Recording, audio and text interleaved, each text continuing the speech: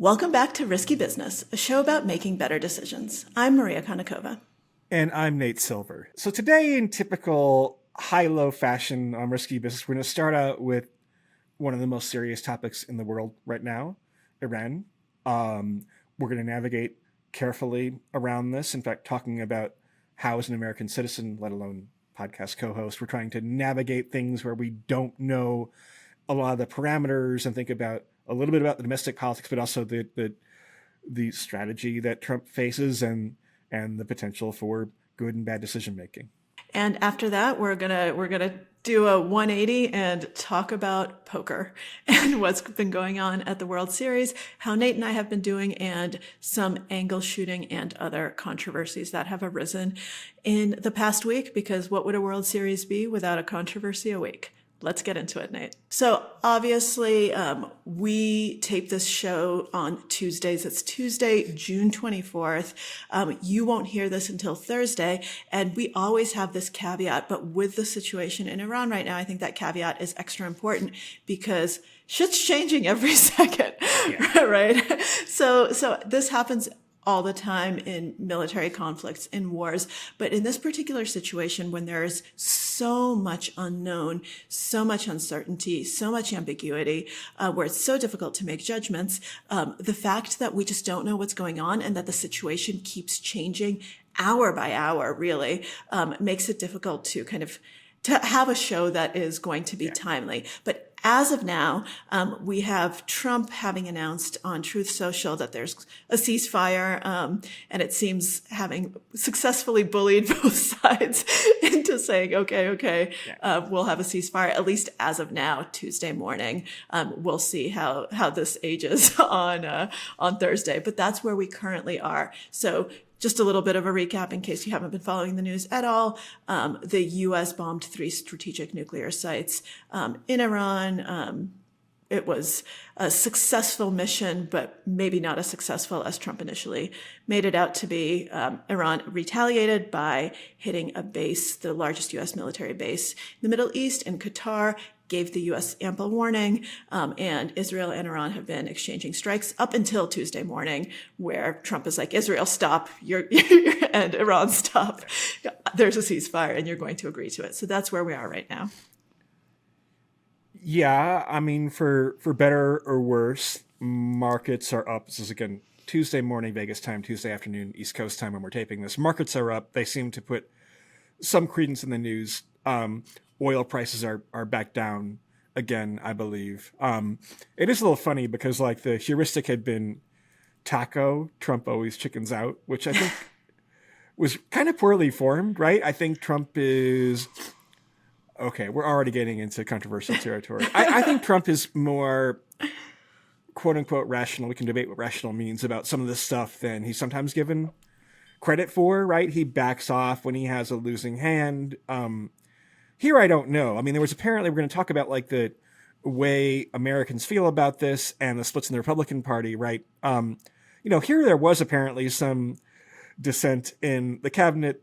Tulsi Gabbard was afraid of doing anything mean to Iran, apparently. This is not something that Putin likes either, right? The Republican Party also has a very complicated relationship with the state of Israel, as does America in general, and liberals and Democrats as well in their own way. But this does appear to have been a Trump decision. This is not a case like our previous President Biden, who was maybe outsourcing a lot of high-level decision-making to members of his cabinet.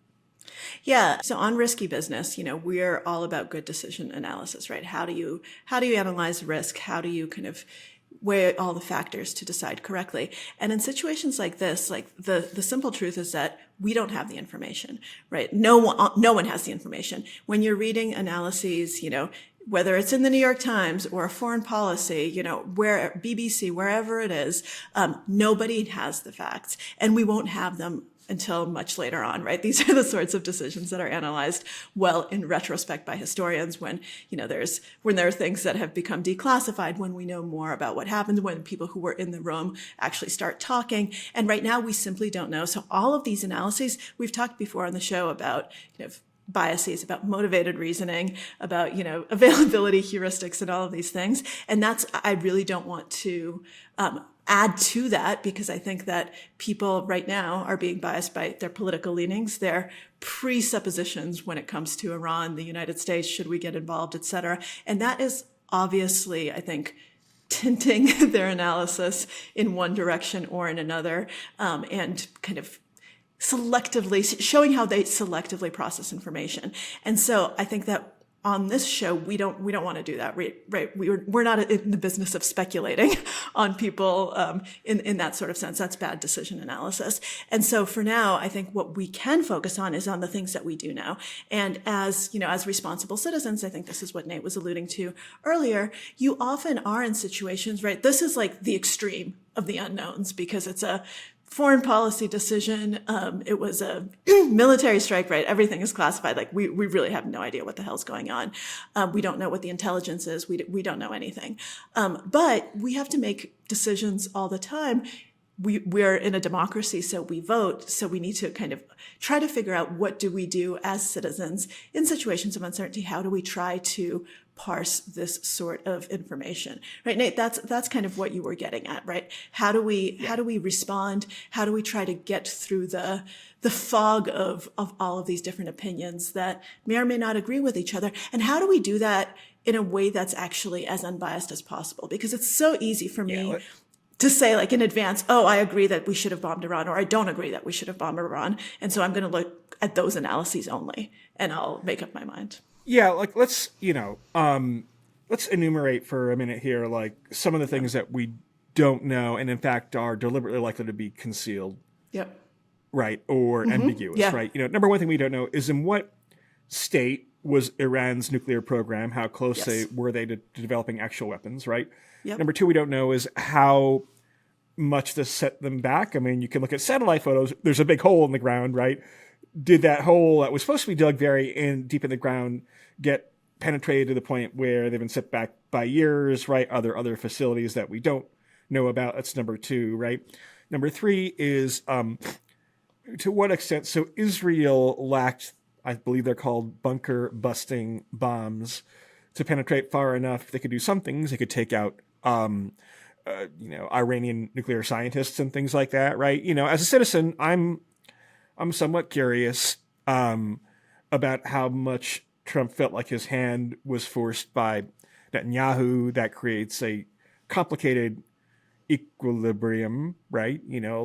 I will say I'm not a big BB guy. I won't go further than that, right? But any country, the United States is supposed to be the boss in any relationship with an ally, right? And, were we forced into a situation that, like, it may have been the most rational action given that choice? We don't know that either. And obviously we don't know, like, any of the long-term consequences of this. Yeah.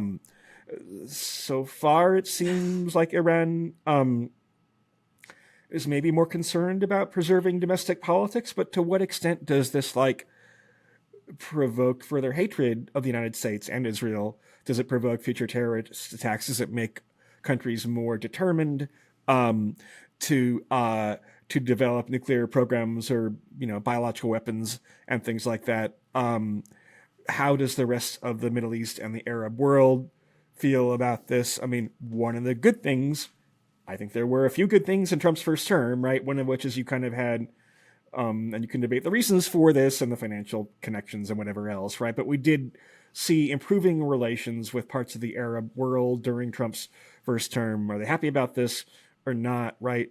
We don't know any of that, right? And we also don't know to what extent Iran would have used nuclear weapons if they had them. I mean, I think they're pretty widely regarded as a bad actor, but like also that's a question of like stylized facts that we know. It's not a case like, what's a case? It's like much more trivial, right? It's like congestion pricing in New York, right? If you don't like research the empirical data on that and don't look at the mechanism for how it works, right? That's something where if you took a day and really studied it, you might have a valid opinion. Here, there are just things that are unknowable beyond a certain level. Yeah, I mean, even to the point where, as you said, we have no idea how much the nuclear program was damaged. There's speculation that a lot of nuclear material was actually moved before the strikes, right? And we don't know what the counterfactual would have been, right? Like, would diplomacy have been successful? We have, historic data that it hasn't been in the past, but who knows, right? Like, there are so many things that we just have no way of telling, and we don't know how Iran is going to react right now, kind of over the long term. Right now, it seems like the ceasefire is going to hold because it is a great, rationally, like, it seems to me it's a great face-saving thing, right? Like, if you know that you don't really want the U.S. to keep attacking you, you can say, look, hey, we launched a strike at the biggest U.S. base in the region. But obviously, they warned the U.S. ahead of time that this was going to happen, so there were no casualties. But you can say, here, there's a win for all of us. We retaliated. Now we're all going to step back. But, as Nate, as you kind of alluded to, what's the long-term plan here? If we kind of saved all our nuclear materials, do we just lie low for a few years, right? And pretend that everything's fine, but really, like, this really pissed us off? What's going to happen? And the truth is, we can speculate, but speculation isn't going to be particularly helpful in the absence of this sort of information. And so I think that when it comes to this, it's not, we can't read up and know, oh, this is what I should think. And this is one of those times when I would really, really caution everyone to really try to understand what your biases are, because those are really going to affect how you're interpreting information, what information you're seeing as legitimate or not legitimate. And that's true, by the way, of policymakers as well, right? This is one of those situations where, like, because of all of the uncertainty, actually are reaching for heuristics, and our brain's kind of reliance on biases becomes greater. So it's one of those things where, like, there's an inverse relationship where, well, actually, no, it's a direct relationship, right? The greater the uncertainty, the greater our use of heuristics and biases, because we don't actually have a lot of information to go on. And so we go on what we want to be true and gut feeling, and it's much easier then to support that point of view. That's a relationship that's very very tricky, and something that we really need to avoid, including you and me, Nate, right? Like, we do it too. We're human. It's really difficult to think clearly when you have all of this uncertainty. I do want to go back to a point you made, because I do think it's really interesting, and I was like, what the hell, especially initially. Like, when you see that the stock market, and crypto and all these things were not, like, they weren't really reacting, right? Even before the ceasefire, when there was news of the bombing, it was like, oh, this is probably not going to be that bad, right? We saw a much bigger fall in both the last time that there was potential for uncertainty in Iran, a little over a year ago. And this time, everything was very muted. And I wonder if that's just overcorrection, saying, oh, well, last time nothing bad happened, so we're just going to assume that it's going to be just like last time, or if it's wishful thinking. Oh, well, we don't want anything bad to happen. So we're just going to kind of pretend nothing bad's going to happen. What is it? Right.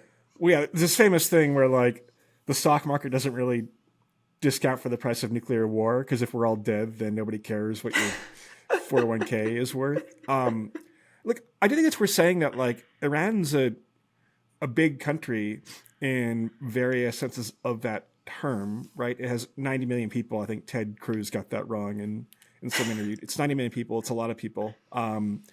Its GDP per capita is not very high. It's 4.5 thousand per head. That's down. I don't know to what extent that's oil price fluctuations versus regime change versus everything else. As recently as 2012, it had a higher per capita GDP than China. So the world changes a lot. It occupies a very important strategic location in terms of the way that oil is moving and other goods are moving around the Middle East and around the world. So this is a high leverage decision point. And by the way, it's, like, not really invadable. Even foolish Americans, I think, would not be inclined to invade this country. It's much more populous and much more mountainous than, say, Iraq, right? Maybe in some ways it's better. I don't think there's any risk of, like, Ground turning invasion this into a ground war. Like, I do want to say a couple of things here, right? One is that more countries having nuclear weapons is probably bad, right? I think Yes. people, on balance, understate the risk of a nuclear conflict. It hasn't been that long, just a couple of generations since the world has had weapons these powerful, right? Um, so, other things being equal, other things are not equal, international law and precedents and norms and things like that. And why does Israel get to have unofficially, it's a strategic ambiguous position. Everyone believes that Israel has nuclear weapons, right? Who deserves them and who doesn't. I don't know about that paternalism or whatever else, right? But some people think we want regime change in Iran. Look, the one thing I'll say about Trump, because obviously we talked about, okay, you don't know all the facts. You No. really don't know any of the important facts, right? So you default to priors and what's a prior versus a bias, right? Um, I would feel better if Trump had people in positions of power that he had in his first term, right? If Pete Hegseth Yes. or Tulsi Gabbard don't like this, I actually feel better about it, right? I believe it or not, I trust Trump's judgment more than them, frankly. That's But the point we've come to, Nate. That's the point we've come to. but he has not been particularly hawkish, right?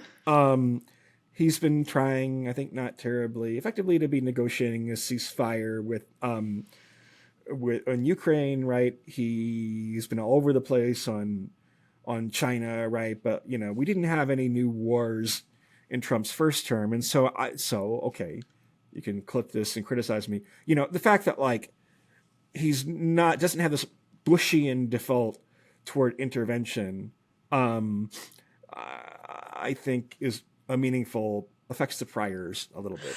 It actually does. It makes you, and like I said, this, we want to try to avoid speculation, but, with these priors, it does seem like a potential thing that he was thinking was not like, I want the US to be involved in Iran, but rather, like, I think that I can just bomb them, and they'll do what I say and we'll be one and done. And then I'll be this beautiful peace broker, right? Because that's kind of what Yeah, that's what he wanted to do in Ukraine, not bombing Ukraine, but he wants to be seen as the peacemaker, right? And he wants it to be done quickly. When he took office, this we know, so this isn't speculation, he said, oh, I'll end the war in Ukraine in 24 hours. Obviously that didn't happen, but in his head, he can end everything in 24 hours. Just, Trump shows up and he makes peace. And so I think that this might have been a bid to, okay, well, we'll just bomb them and then everything will be fine and I can make peace and we'll end this situation in 24 hours or 48 hours or whatever it is. And that might seem like insane thinking from the outside, but it is the type of thinking that he's engaged in over and over and over. So that seems like that might have been what was going on in his head rather than, oh, we want another protracted conflict. It was more of a one and done, right? If I do this, then I can be Trump the Great. I can get a Nobel Peace Prize for brokering peace between Iran and Israel. yeah. Look, Trump won the Republican nomination in 2016 in part because he explicitly campaigned against Bushism in various forms, right, and against foreign entanglements, especially in the Middle East. I mean, in terms of the domestic politics, this policy or this decision to bomb Iran depends on how the question is phrased, right? Appears to be actually slightly unpopular on net. Not a lot of time. Trump's net approval rating in the Silver Bulletin polling average is at negative 6.8. It's been fluctuating. It's actually fallen over the past couple of days, whether that's an Iran effect or just statistical noise. I think we'll need more data to show. Maybe by Thursday, if you're looking at that, you'll have more. But yeah, the American public's very skeptical of foreign intervention in general, and the Middle East in particular has grown more skeptical of Israel to the extent that we are, I don't think it's a helpful factor necessarily. So, Trump, it's not a move. It may be a cynical move to, polymark as a 10% chance that he wins a Nobel Peace Prize or something, right? But it's like, I don't think it's a cynical Bush era move of, oh, my approval rating is falling, let's bomb somewhere, right? I don't think that quote unquote trick works very well anymore. People are very wary of foreign wars. Often what happens historically is that you get an approval rating bump and then things turn into a quagmire and then the president becomes deeply unpopular. Here, Trump, I don't know whether it's a decline or it's steady, does not appear to be a bump coming, at least from this, right? So the historical reward not being there, I think might affect your priors too. That I don't know. I mean, there are lots of cynical reasons to do this, I guess, but having lived through Iraq and Afghanistan, and Trump, I think, again, has good instincts for why the previous Republicans became unpopular. I don't think he's doing this as a way to like boost his popularity, and he has enough other ways to have little cheap tricks to like to do that and to challenge people and like I'm not sure he particularly cares about foreign policy, right? He said recently, "Oh, there are no permanent enemies." I forget this in the context of China or Russia or whatever else, right? But like, he's transactional. He's a deal maker, and maybe in some ways I prefer that to the grandiosity of of Bush era foreign policy. I'm not sure. Yeah, it's a tough one. I don't think I can go as far as to say I prefer this because we just have, It's not a high bar. I mean, yeah, it's not, well, it's true. It's not a particularly high bar, but it just in the sense that I think that there's a kind of Trump's vision, and then there's kind of the reality, right? That he sees himself as, oh, I can be this peacemaker, but the reality of it is that he might do things that have unforeseen, or they could have been foreseen by good advisors, but unforeseen by him, long-term consequences that really fuck the world over. So it's kind of one of these situations where, yes, he doesn't want to entangle us. However, and I will also say, in terms of his approval ratings, we've just seen historically over and over and over that the Trump coalition, kind of the MAGA coalition, is able to stomach complete changes of policy when they come from Trump, right? Like, he's just so good at persuading his base that what he's doing is the right thing. So I would not be at all surprised that if we do end up kind of becoming more entangled in the Middle East, that all of a sudden the same people who were saying no foreign entanglements will be like, yeah, America first, like we're gonna show them what's happening. And we were for this all along. So I don't see that this is going to actually do lasting damage to him, because he has shown himself to be just phenomenally good at being able to turn any sentiment in his favor. And that, I mean, that's his superpower, right? Like, he is so good at convincing his base that whatever he decided to do was the right thing, even if it was the total opposite of what he had campaigned on. Trump's other advantage, I think, here relative to Biden is that like he is seen, I think, as being a little bit unpredictable, and that probably helps. I don't know if we want to go too far into the game theory, but like no, we've talked about that before. I mean, the kind of the irrational rationality, right? The irrational actor, the kind of the Thomas Schelling model of, your famous chicken problem, where you have two cars going towards each other, right? Head-on collision course, and one of the drivers pulls out the steering wheel and throws it out the window, signaling, I can't swerve, right? So I'm going to win this. And that's kind of the rational irrationality. Of course, the problem comes in, what happens if both of them pull out their steering wheel at the same time? Then you're kind of screwed. What happens if one person doesn't actually see you throwing the steering wheel out the window, which is possible, even though you tried to be blatant about it? Maybe they were looking away at that moment. Maybe they were so focused on, your car that they didn't see that. So there are issues with that scenario. But yes, there is kind of the madman theory that if I'm unpredictable, if I'm the one who is capable of ripping out my steering wheel, and people know that, then they're going to tread much more carefully around me. Yeah, or at least one would hope so, right? Look, to the point earlier about like Iran's a populist country. At times, it has flirted with becoming a developing, wealthier country. Before the revolution, and I guess 79, and then more recently, its GDP had been increasing, right? So it's not I don't think it'd be classified as like a failed state that kind of has nothing to lose, right? There is, in principle, and it's always hard to gauge public sentiment in authoritarian countries. I don't know, I think the conventional wisdom is that like The regime is not especially popular in Iran. It's a sophisticated country with a lot of history, and people may have ambiguous feelings about its current status, right? A lot of different ethnic groups also within Iran. Again, a big complex country, right? And so, like, look, all of this seems better to me than like trying to facilitate regime change in Iraq, right? But it's also higher stakes in some ways, involving, one unofficial nuclear power, well, two, the United States and Israel, right? One perhaps aspiring nuclear power, right? A state that where a lot of oil and commerce turns on, and so yeah. And look, I'm sorry to use a cliched metaphor. It is risky business, right? One of the things you learn in poker is that like the biggest confrontations often arise from cases where it becomes one decision escalates after another, and in any isolated circumstance, it may be correct to take the escalatory move. However, the cumulative effect of that can be quite profoundly high stakes and profoundly negative in some ways, in some cases.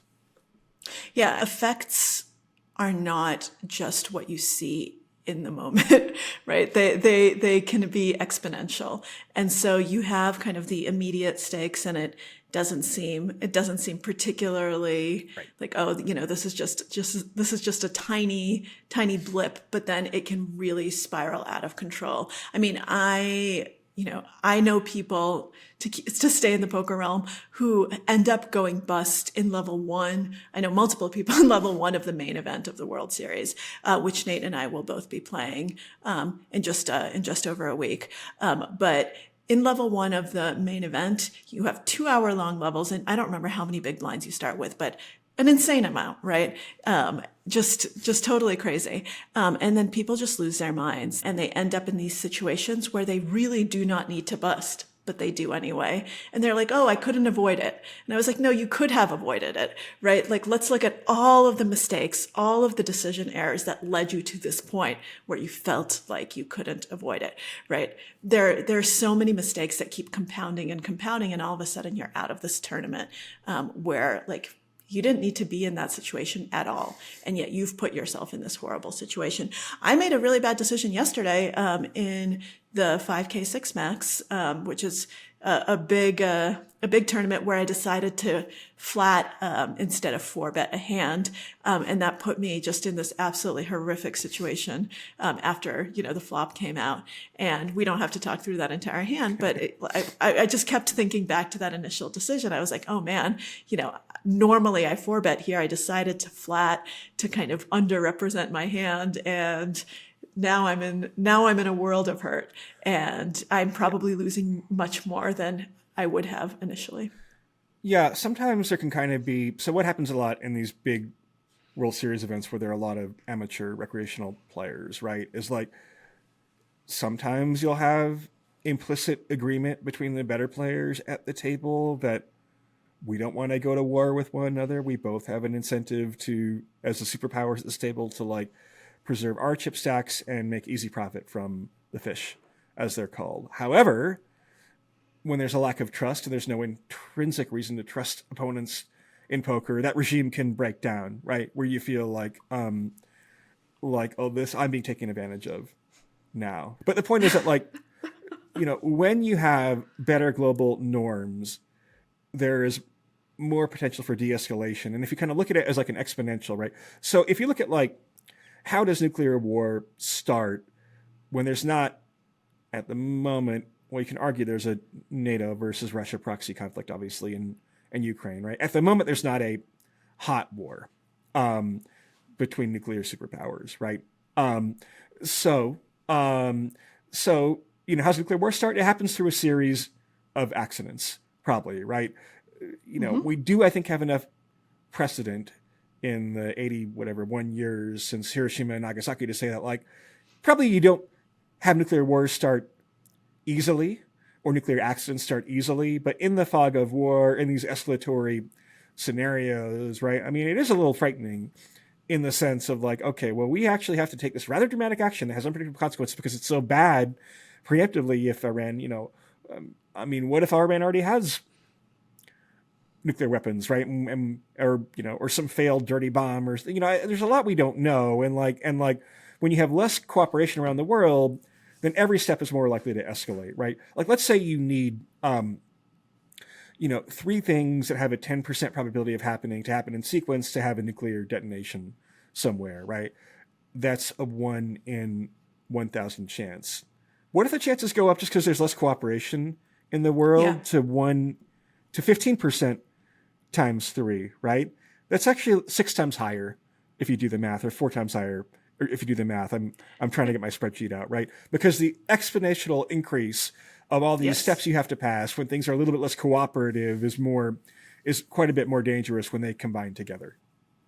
Yeah, I think that's a really, really important point, that we are actually in a global moment where I do think that kind of global norms have been eroding for a while. And kind of we are in a less cooperative moment than we were in some, even during the Cold War, right? Like that seems crazy to say, but I think that norms have shifted in the last decade, in the last 2 decades, to a point where these sorts of percentages probably have gone up. And and shit happens. Like, I think we've talked on the show before, Nate, correct me if we haven't, about Stanislav Petrov, who was a lieutenant colonel in the Soviet Air Force, and he basically prevented World War III back in 1983 unilaterally, back when there was a fake false alarm, basically, right? The Soviet nuclear system malfunctioned, and it looked like the United States had launched a nuclear missile, and he made the decision that this was a false alarm and that they were not going to counterstrike, and that decision was absolutely pivotal. Now imagine if it wasn't him. Imagine if we've outsourced to AI, right? Imagine so many different things that could have happened where instead of this being something that we now know happened, back then no one knew, right? That we almost had a nuclear confrontation. Like, imagine if those percentages shift a little bit, if different person, like those types of situations, if the risk of them goes up even a tiny bit, then it's a really scary proposition. Even back in 1983, it was terrifying. And I don't even want to know what would have happened had someone else kind of been at the helm and not decided that this was the right thing to do. So I think that that's why these decisions are good to analyze in retrospect, because then we know the kinds of things that were avoided, that were unknown at the time.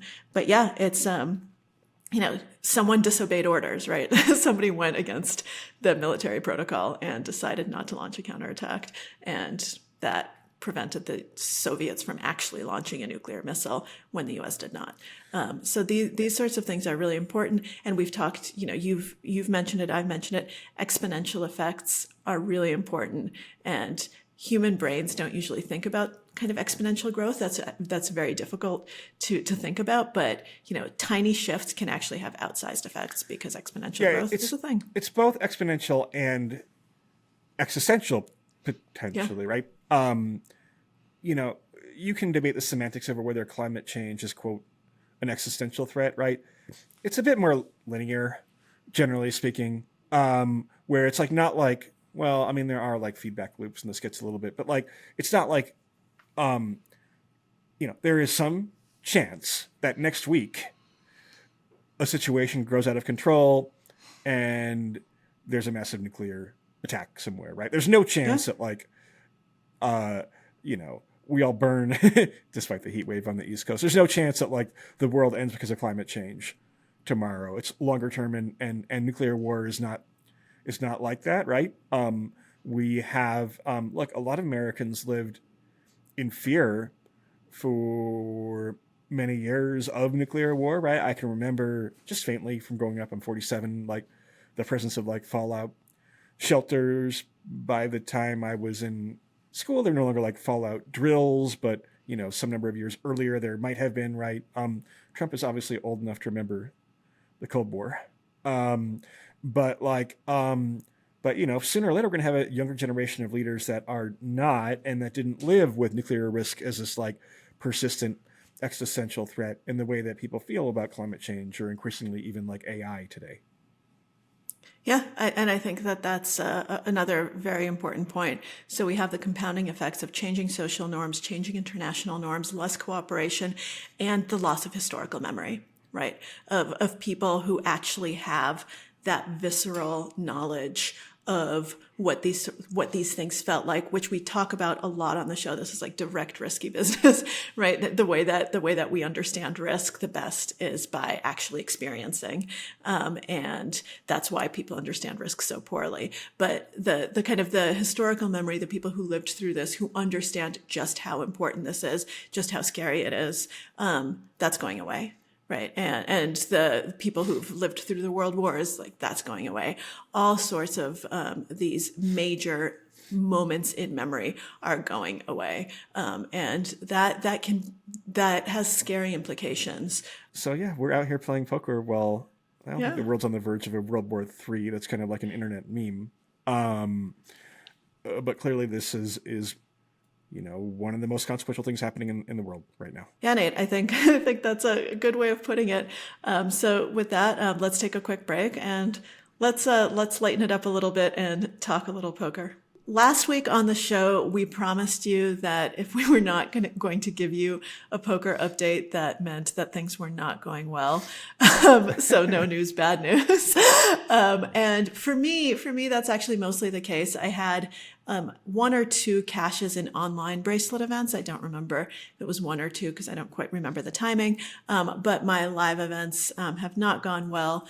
Nate, for you, they've gone slightly better. A little better. I mean, I have 4 cashes in online events, one of which was at the Win, not the World Series. 1 online cash. I succumbed and played 1 online. I don't really love the online stuff as much. But look, as we talked about last week, the way to actually end the trip with more than you lose is making a very deep run top 2% or to Yes. cash in your higher buy-in events. And I've done neither. I have plenty of cashes in these smaller events that are medium deep, but not deep enough to really make good money. And so we're still searching for that, that big win. I think it feels better I don't know if it's better or worse. I played a lot of poker, right? I've been making it to the end of nights and stuff like that. I don't know if that's better or worse than maybe you have one big cash and then a bunch of busts early, then you have more dinners with friends and things like that. But it's been a grindy kind of World Series. We played a lot, get our name on the tote board sometimes, but nothing, no lasting memories yet, and then about halfway through. That's how it goes often, though. But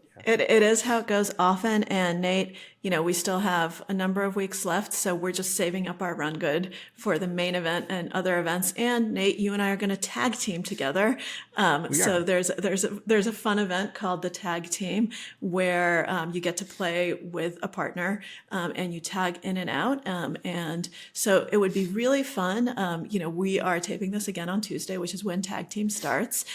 So by Thursday, you'll know if we're still in or not. We don't know right now, but let's be optimistic, Nate, and say that we're still on Thursday, which means we made the final table. That would be pretty That'd cool. be amazing. That would be great for the fucking show. We're almost doing it. We're going to ask Pushkin for the buy-in, actually, just because it's good marketing. I think they don't know it yet. Yeah, they don't know it, but hey, better inform them on the show than never. So there are some fun things. There have been, every World Series, and we've talked about some of the controversies so far.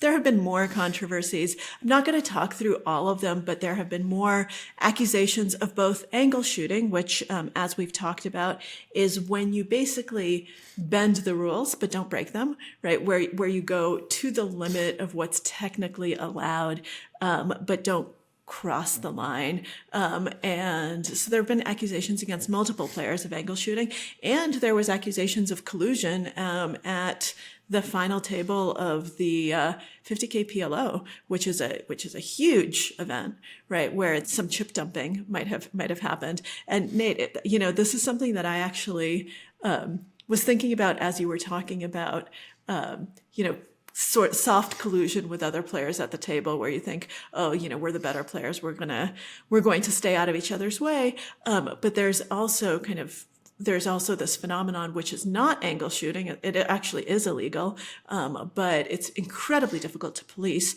where, say, you and I, Nate, like, I'm not saying we would ever do this, but like, let's imagine that we're in an event together at the same table. I have lots of chips. You don't have very many chips. And we both decided that we really need you to cash. And so I raise, you go all in, and it doesn't matter what hand I have, I just fold, right? So that you can take my chips. That's chip dumping. That's incredibly bad. Don't ever do something like that.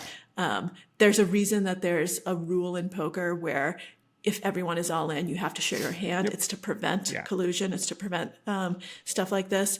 But in situations like the one that happened at the final table of the 50K PLO, it was impossible to tell what happened because the first person who raised didn't scan their cards. And it was not an all-in situation where there was a call. There was a raise, there was an all-in, and there was a fold. And so it's incredibly difficult to understand what happened in situations like this. I don't know in that particular situation. Other players have been accused of angle shooting we've talked about this before, by saying the wrong raise size, right, with really strong hands, where they say, oh, I didn't mean to raise, or I meant to raise, not to call. And they just pretend that they're confused. And maybe they really are confused. Maybe they aren't.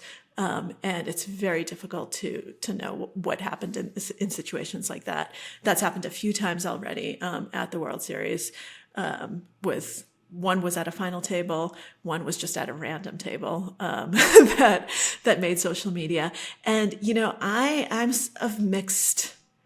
So, I'm working on a book about cheating. I really care about angle shooting. I really care about keeping the game, at a high level. I do think that we need to be careful of just starting to call everything angle shooting. Yeah. Right. People have become a little trigger happy, I think, this World Series with their accusations. Just whenever anyone does something that they don't like and takes their chips, they're like, oh, you're angle shooting. Like, no, it's not always angle shooting, right? Like you need to be very careful and reserve that terminology for moments that really are suspect. And I think a lot of the moments people have called out are not. They're just... People really do get confused. Yeah, there's this one like Andy Stack's hand that our producers and we were talking about, right? Where a player raised an amount that is smaller by a few chips than the legal minimum raise. You have to raise at least the size of the previous bet. If I bet 4,000, Maria can't say 4,001, Nate. Fuck you. But it was only slightly larger. It's a spot where you might see like a small raise anyway. I thought that was an example where the player tilted off a big stack, and I mean, look, there are a couple of things you happen if you do. I don't think this is an angle shoot. I don't know, but yeah, look, a lot of people. One of the things that comes with like having more experience in poker is you see more situations like this. Number one, and you are able to you're able to play poker without all of your bandwidth being devoted to, what's the right play in this hand, right? You're able to be more aware of the setting and the situation, and look for potential angle shoots or weird shit, right? But you're more aware, having more awareness in a poker game like the World Series, where you have a very wide range of players from the best in the world to the worst players in the world, kind of almost literally, right? And you have a lot of dealers who are making, let's be honest, are making mistakes, right? Then like, just being aware of the situation over the course, if you play 7 weeks of the World Series, it's going to probably save you big mistakes 2 or 3 times in 7 weeks.